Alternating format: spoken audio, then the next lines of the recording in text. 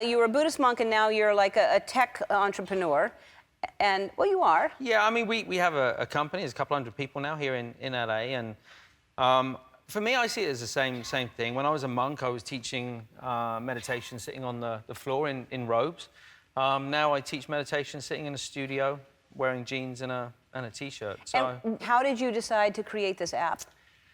So I went, I left the monastery. Actually worked in Moscow for a while, kind of as a monk, teaching meditation.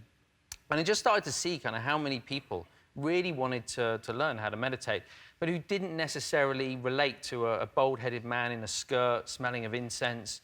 And so I kind of got to thinking, like, there must be a better way to kind of present this, a way of kind of stripping away all that mysticism.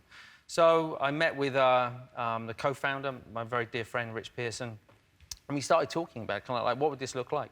And I obviously knew nothing about technology. Internet had happened whilst I was in the monastery.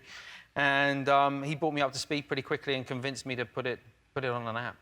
I have to say, when you're listening to you, I feel like I'm listening to the Geico lizard tell me what to do, because you sound... Should I take that as...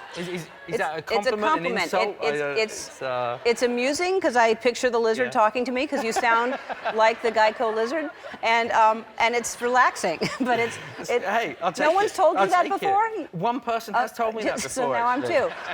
So explain to people, because I know I've been meditating for a long time now, but explain what meditation does for people. I think the way I think about it is that you guys get to define meditation by how you choose to use it. So for some people it's about sleeping better, for some it's about reducing blood pressure, for others it's about reducing anxiety or stress. The truth is there are so many ways. We even work with Olympic athletes on performance. So there are so many different ways of benefiting from it, and it's really for each individual to work out what it is in their life that they'd like to address. But you've had like 13 million downloads, and the company is doing really, really well. And it's just 10 minutes a day. You can do it more, but 10 minutes, and it just changes. You'll notice the difference. So the whole audience is going to get a Headspace lifetime subscription and a $150 Visa gift card for your friends.